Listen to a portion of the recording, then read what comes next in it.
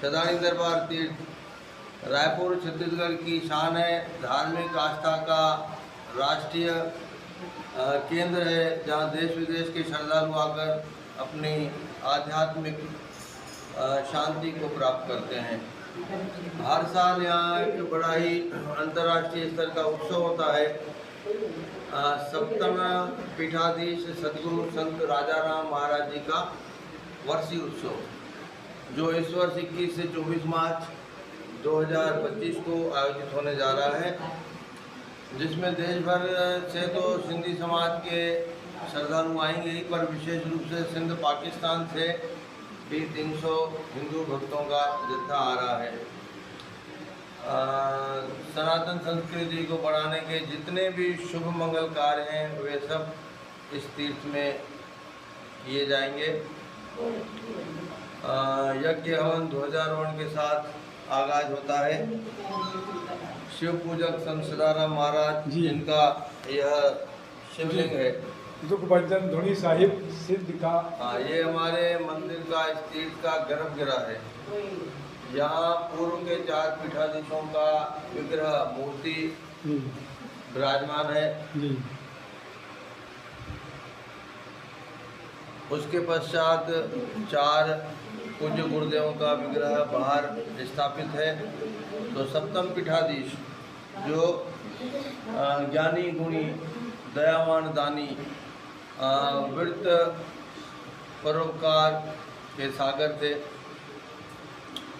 उनका कार्यकाल 1882 से 1960 उस समय काल में रहा, जब भारत का विभाजन हो रहा था। पता नहीं कितने मुश्किलातों का हिंदू समाज को वहाँ सामना करना पड़ा होगा। सन 40 से 52 तक तो बहुत ही अजीब परिस्थितियाँ रही, विकट परिस्थितियाँ रही सिंध में, पर संत राजाराम जी ने अपने अद्भुत दिव्यता से हमारे उस क्षेत्र में हिंदू मुस्लिम की एकता बनाए रखी। काफ़ी दंगे हुए होंगे, पर जो सखर और इंटीरियर सिंध का हिस्सा है जहाँ सदानी दरबार है, वहाँ पर ऐसा कोई ज़्यादा खून खराबा नहीं हुआ था, क्योंकि संतों का प्रताप था। जमींदार भी आते जाते थे। संतों की एक अद्भुत आभा थी। उनके प्रवचनों से लोग बड़ा ही निर्मल भाव से एकता से वहाँ रहे। दूसरी खूबी थी कि संत राजाराम महाराज जिनका वर्षीय है, उनका विद्यादान हुआ है कनकल हरिद्वार में। तो उस समय काल से भारत और पाकिस्तान यानी उस क्षेत्र का, सिंध क्षेत्र का एक पुल के रूप में सदानी दरबार के संतों ने अपनी कार्य प्रणाली रही है। शास्त्रों का, ग्रंथों का इधर से उधर, और अपने हिंदी भाषा का, संस्कृत का ऐसा प्रचार। तो उस कड़ी को सिंध से यानी सिंधु से गंगा तक सतगुरुदाता ने मिला के रखा था। पार्टीशन के बाद भी संत राजाराम साहब 4-5 मरतबा भारत की यात्रा पर आते रहे, विशेष करके हरिद्वार। जब उनका अंत समय आया 1960 में, तभी भी वे पहले हरिद्वार आए, अपने संत साथियों से बड़ा ही ज्ञान चर्चा किए। उसके बाद जाके उन्होंने अपनी इच्छा से देह त्याग किया था। तो उनका वर्षी जो अभी 65वां साल है, हमारे सिंधी समाज की प्राचीन गद्दी है। अनेक संत महात्मा हैं भारत में, पाकिस्तान में, पर सदानी दरबार की अपनी महत्ता है, क्योंकि यह अति प्राचीन गद्दी है। सनातन सभ्यता को, संस्कृति को बढ़ाने वाला स्थान है। यहाँ से सदैव हर समाज के लिए, हर वर्ग के लिए अनेक अनेक प्रोग्राम, सिर्फ कोई धर्म या पाठ पूजा तक ही सीमित नहीं, हर वर्ग को कैसे राष्ट्रीय धारा में जोड़ के रखा जाए, धर्म को मानव सेवा के रूप में माना जाए। धर्म सिर्फ अपने ग्रंथों तक या अपने संतों तक सीमित नहीं, धर्म हर मानव में परमात्मा देखना, दया का भाव रखना, सबकी सेवा करना और सद्भाव को बढ़ाना, खुशियाँ देना। तो ऐसी संस्कृति को सदानी दरबार सदैव जीवंत रखता है।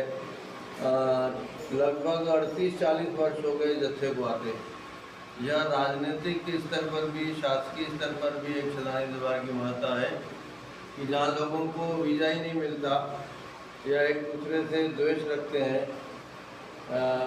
भारत का तंत्र पाकिस्तान से, पाकिस्तान का तंत्र भारतीयों से, पर सदानी दरबार आने वाले जत्थे का सिलसिला लगातार जारी है।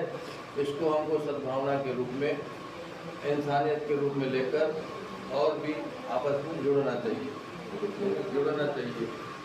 हम सबसे बड़े पड़ोसी हैं जी। भारत, जी है ना, महान है। तो जो महान होता है, जो बड़ा होता है, वो तो अपने खराब बच्चों को भी पालता है। जी, बड़प्पन होता है उसके अंदर में। उनको भी सुधारने की कोशिश करेगा, सबको साथ में लेके करेगा। सर्वे भवन्तु सुखिनः, सर्वे सन्तु निरामयाः, है ना। अभी जैसे G20 का भी हुआ था, तो अपना मोनो क्या था? वसुदेव कुटुम्बकम। तो जब विश्व ही हमारा एक कुटुंब है। तो जब हम ऐसा राष्ट्र विश्व स्तर पर कहते हैं कि वसुदेव कुटुम्बकम, तो भाई पड़ोसी तो पहले हमारे पास है, सुधर जाए, अच्छे से चले, उसका भी भला हो।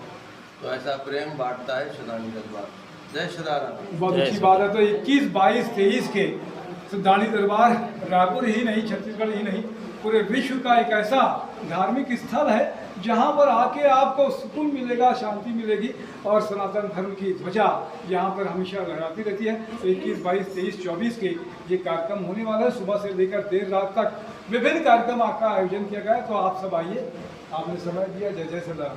जय जय सताराम। अंटू एक